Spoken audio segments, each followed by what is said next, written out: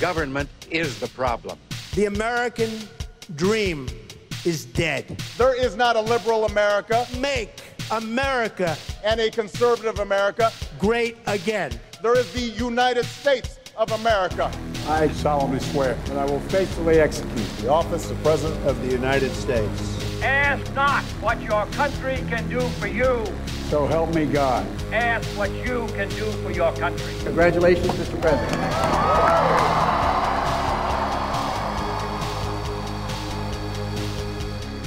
Bonjour et bienvenue dans 50 States, un podcast en 50 épisodes, 50 numéros pour parler des 50 États qui forment l'Amérique. Alors que la présidentielle américaine est lancée, on a voulu plonger dans ce pays immense, un pays qui a d'abord compté 13 États, 13 colonies, c'est pour ça qu'il y a 13 bandeaux sur le drapeau américain, et puis il y a eu le 14e, le 15e, le 16e, le 17e, et ainsi de suite jusqu'au 50e, le tout dernier État à avoir rejoint l'Amérique. Bienvenue à Hawaï.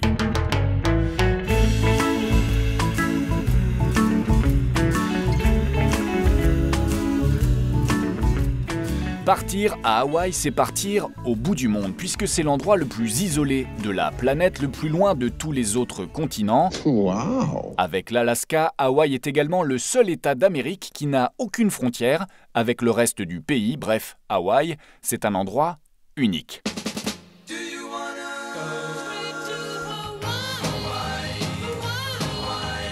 Hawaï aujourd'hui, c'est 1 400 000 habitants, une capitale, Honolulu, et deux éléments essentiels, le vent et le surf.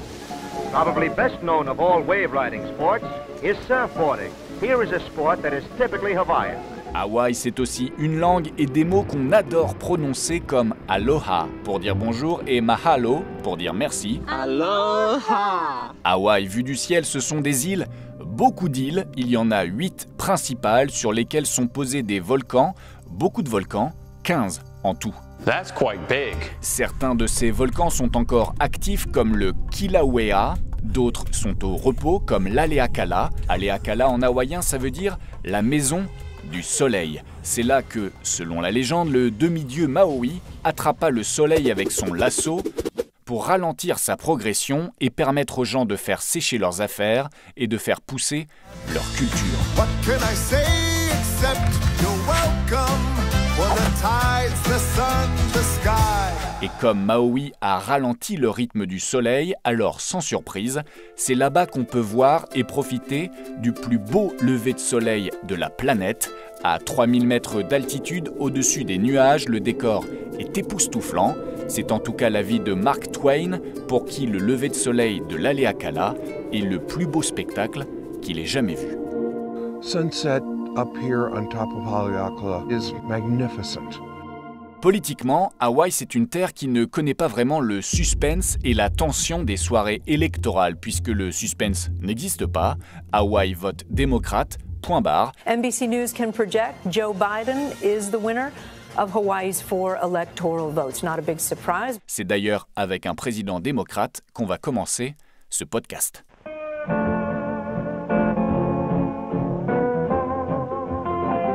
Hawaï, 1890, l'archipel ne fait pas encore partie des États-Unis. Il est dirigé alors par un roi et une reine. La reine s'appelle Queen Kapiolani. Her Majesty, the Queen.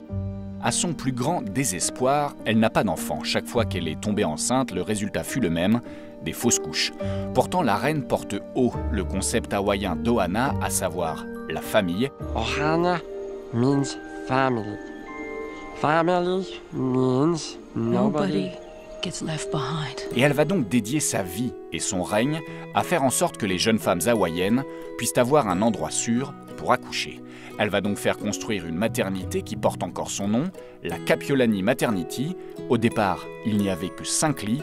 Aujourd'hui, c'est la plus grande maternité de l'île. No way, that's awesome. Et il y a une naissance qui va particulièrement marquer l'histoire. Le 4 août 1961, une jeune femme s'apprête à accoucher. Elle s'appelle Stanley Ann Denham, elle a 18 ans, elle est née dans le Kansas, ce qui fait une sacrée trotte. That's true, that's true. Mais en 1959, Hawaï est devenu le 50e État américain et les parents de la jeune Stanley pensent qu'il y a des opportunités, alors ils s'installent à Honolulu. Hello? We're your new neighbors. La jeune fille s'inscrit à l'université où elle tombe folle amoureuse d'un brillant étudiant venu du Kenya, un certain Barack Hussein Obama. Here I come. Here I come. Rapidement, la jeune fille tombe enceinte, le couple se marie et nous voici déjà de retour en salle d'opération où la jeune femme accouche, il est 19h24. Un premier cri, celui d'un petit garçon. Il s'appellera Barack Hussein Obama II et il deviendra le 44e président des États-Unis, le premier président noir d'Amérique, une révolution. If there is anyone out there who still doubts that America is a place where all things are possible, tonight is your answer.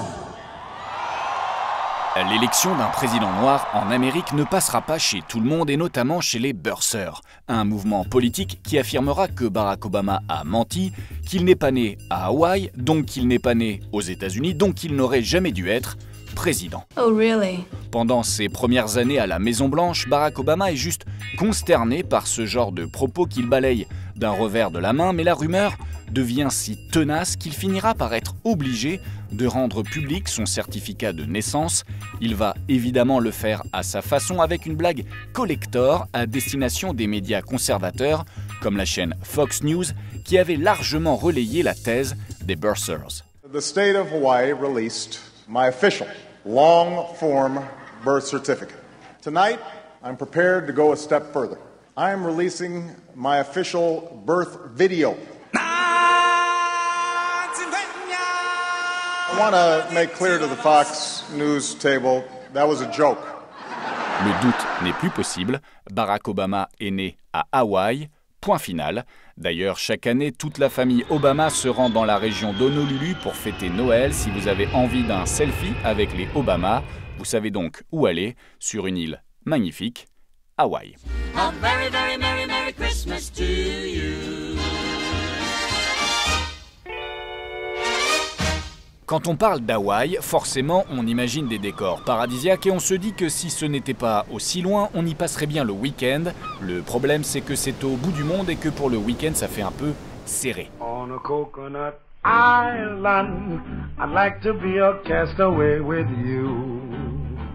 Alors pour nous faire voyager, on va plutôt faire appel à Gregory Phillips, grande voix de la radio française, grand connaisseur des États-Unis et amoureux total et inconditionnel d'Hawaï. Bonjour 50 States, ici c'est Gregory Phillips, ancien correspondant de Radio France aux États-Unis, et aujourd'hui on va parler de Hawaï. La première fois que vous êtes allé à Hawaï, c'était avec votre femme en mode touriste. Vous êtes allé où?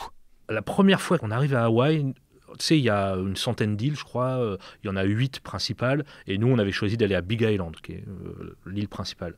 Et en fait, quand tu arrives, l'aéroport, il est tout ouvert, enfin, il n'y a pas de fenêtre, c'est des cabanes, et tu as des poules qui se baladent dans le terminal. Et tu fais « Waouh, je suis aux États-Unis ou quoi ?» Et en fait, tu es aux États-Unis, mais en fait, tu n'y es pas vraiment, quoi. Tu es au cœur du Pacifique, il y a un côté asiatique, il y a une grosse influence japonaise, il y a une culture polynésienne hyper forte, et puis tu as ce côté, tu es à la campagne, quoi. Je te dis, il y a des poules dans l'aéroport. Tu es au bout du monde, tu es à 3000 km de Los Angeles ou de San Francisco, en plein cœur du Pacifique, pas très loin de Tahiti, quoi. Et donc, la première impression, c'est ça. Et puis la deuxième, c'est t'arrives, tu vois vraiment un arc-en-ciel. Tu dis, alors c'est le Rainbow State, mais en fait, la météo fait que ça passe. Enfin, il pleut, il fait beau, il pleut, il fait beau. Et tu as des arcs-en-ciel de malade tout le temps. Et en fait, quand tu arrives à l'aéroport, tu vois ça, tu fais, OK, c'est vraiment le Rainbow State. Avec ma femme, on avait pas mal voyagé, notamment en Asie. Et il y a eu plusieurs moments où on s'est regardé, on s'est dit, t'as déjà vu un endroit aussi beau que ça? Et chaque fois, on s'est dit, bah non. J'ai jamais vu rien d'aussi beau, quoi. On avait loué, tu sais, la Jeep décapotable classique, etc. Et on a fait toutes les îles avec la radio locale qui passait des musiques locales, quoi. Et ça, c'est vraiment extraordinaire aussi, avec des chants polynésiens, sans doute millénaires, qu'on a découverts comme ça. Donc cette culture est quand même ultra forte. Et puis il y a aussi la culture du surf qui est alors, encore une fois, je suis loin d'être un spécialiste de surf, mais c'est ultra présent. Tu vas sur n'importe quelle plage, tu vois les petits gamins qui de 7h du matin à 19h sont dans l'eau, te prennent des vagues de malades, et en fait c'est ultra important dans leur vie, quoi. Alors il n'y a pas que le surf à Hawaï, il y a aussi des stars, et je crois que vous en avez croisé une. En fait, on cherchait Obama, qui est né à Hawaï. Bon, on l'a jamais trouvé. Mais en fait, lui, il est de Oahu, Honolulu. Et honnêtement, si un jour vous allez à Hawaï, c'est peut-être l'île un peu la moins intéressante parce que c'est l'île la plus américaine, avec des buildings, on dirait un peu Monaco par endroit. Enfin bref, c'est pas l'île qu'on a kiffé le plus. Donc Obama, on l'a pas vu. En revanche, un jour, on est sur une autre île qui s'appelle Kauai. Et je me souviens, on va sur une plage qui, je crois, s'appelle Tunnel Beach, qui est hyper loin, il faut y aller en jeep parce qu'apparemment tu passes par des pistes, enfin c'est genre 45 minutes de route un peu défoncée, il faut avoir la bagnole qui va bien, etc. On arrive sur cette plage, franchement, à part 3 tortues géantes et 2 lions de mer, il y a quasiment personne. C'est le paradis, quoi. T'arrives, t'as des rochers qui s'écroulent dans la mer bleue Pacifique, enfin tu fais... ouais, c'est vraiment beau, quoi. Et je dis à ma femme, on se croirait dans un film de James Bond, quoi. C'est une plage à la James Bond. Je te jure que 10 minutes après, on voit un mec arriver du bout de la plage, chemisette en lin, blanc, bel homme. C'est Pierce Brosnan. Je fais putain, c'est James Bond, il est vraiment là. Et il se trouve que Pierce Brosnan est installé à Hawaï, sur cette île depuis des années. Sa femme est d'origine hawaïenne. Et il vit là, il a une baraque de malade que tu devines de la plage. Et donc, ma femme Charlotte lui dit Hi, I'm so glad to see you. Et le mec nous dit ah oui, moi aussi. Et on a discuté 30 secondes, juste de manière polie. Après, on s'est posé sur la plage. Il s'est posé à 20 mètres et il a passé l'après-midi à côté de nous. Il sculptait des bouts de bois, je sais pas bien pourquoi. Enfin bref. Mais voilà, on a quand même passé une journée à la plage à Hawaï avec James Bond. C'est pas mal.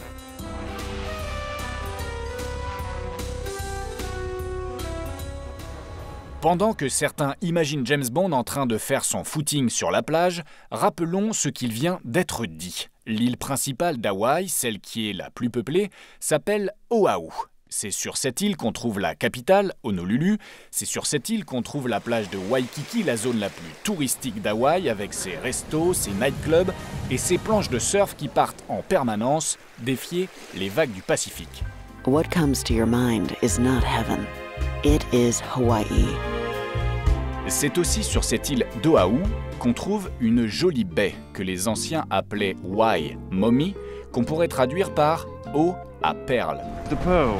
Car c'est dans cette baie, pas très profonde, que les autochtones partaient à la pêche aux perles. Vous savez, les perles qu'on peut trouver dans les huîtres, des perles qui peuvent valoir rien du tout, ou alors une fortune. Well, that's a lot of money, Moses. Dans la légende, cette baie était protégée par la déesse Kaupuau, une déesse mi-femme, mi-requin qui protégeait la population des dangers du monde sous-marin.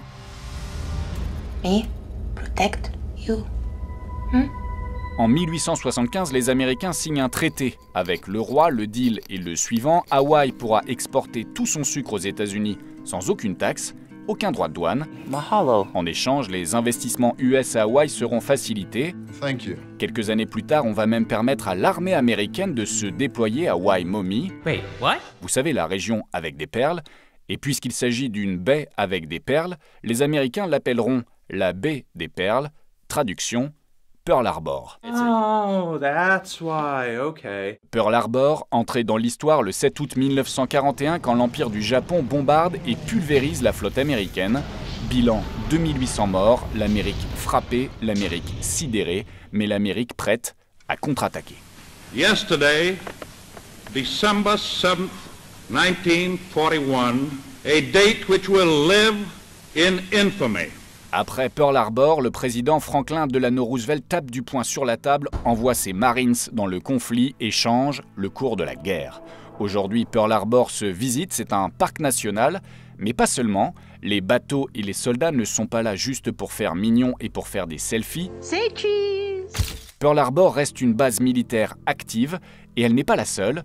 En fait, à Hawaï, où que vous soyez, vous n'êtes jamais très loin d'une superbe plage, certes, mais vous n'êtes jamais loin non plus d'une base militaire. Il y en a 12 en tout, qui font vivre 42 000 militaires et 20 000 civils. Hawaï, c'est le seul endroit aux États-Unis où sont présents tous les corps de métier de l'armée américaine, l'US Navy, évidemment, mais aussi l'US Air Force, le corps des Marines, les gardes-côtes et l'US Space Command, les services de renseignement. Me, a spy. Oh, absolutely. Et tout ça, mis bout à bout, cela fait qu'à Hawaï, 8% de la population vit grâce à l'armée américaine. Ne cherchez pas, aucun autre État n'affiche un tel pourcentage. Oh, really? Alors évidemment, Hawaï, ce n'est pas que l'armée, les sous-marins, les porte-avions et les tenues de camouflage. À Hawaï, on vient aussi pour la nature, la mer, le soleil, le calme et l'émerveillement. Hawaï, c'est un petit paradis, et notamment pour ceux qui veulent observer le ciel. Look, Sven, the sky's awake. Car à certains endroits, vous aurez zéro pollution lumineuse, un ciel d'une pure clarté, les conditions idéales pour se perdre dans les étoiles. Look at the stars, look how they shine for you. Et c'est ainsi qu'il y a un grand nombre de télescopes à Hawaï, notamment sur le volcan Mauna Kea. C'est le point le plus haut de l'île, 4208 mètres, et l'Amérique y a installé 12 observatoires astronomiques avec vue imprenable sur l'univers. Now I'm curious. What does a space ranger actually do? Mais 12 observatoires, ce n'était pas suffisant. Alors Hawaï a lancé un nouveau projet baptisé TMT, le 30 Meter Telescope, un télescope immense, un bijou de technologie capable de prouesses optiques jamais atteintes jusque-là. Oh my God. Sauf que ce TMT, on veut l'installer au plus près du sommet du Mauna Kea. Et ça, c'est inconcevable pour des milliers d'Hawaïens, car cette montagne est sacrée.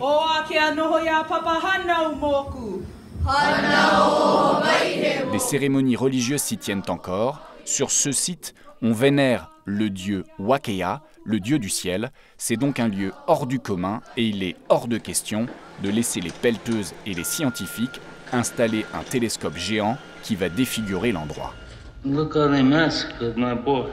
Cela fait donc 5 ans que des manifs et des actions en justice se déroulent sur ce site grandiose et sublime. Dans cet affrontement avec la technologie, les habitants ont reçu d'importants soutiens, comme celui de l'acteur Jason Momoa, célèbre pour son rôle dans Aquaman ou dans Dune. Dans leur combat contre le TMT, les manifestants ont aussi et surtout reçu le soutien de l'acteur Dwayne Johnson, alias The Rock, alias l'un des hommes les plus puissants d'Hollywood. There are human beings, Native Hawaiians, who are hurting because this is their church. À force de slogans et de manifs, le TMT semble être, sinon annulé, du moins reporté. Les batailles juridiques continuent, mais pour le moment, le sommet du Mauna Kea reste seul dans son face-à-face avec l'univers. On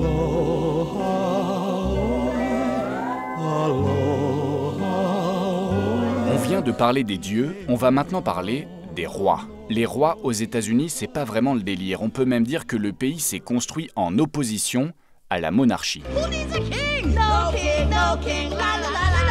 Et pourtant, il existe un palais royal aux États-Unis. Oui, un seul. Et il se trouve à Hawaï. Pour bien comprendre, revenons au début du 19e siècle. Nous sommes en 1810 et jusqu'à cette date, les différentes îles d'Hawaï avaient chacune un chef. Équation simple, une île, un patron, et chacun fait ce qu'il veut. Mais avec l'arrivée des explorateurs venus d'Europe et qui sont attirés par les richesses des îles, Hawaï veut faire bloc pour ne pas se faire marcher dessus.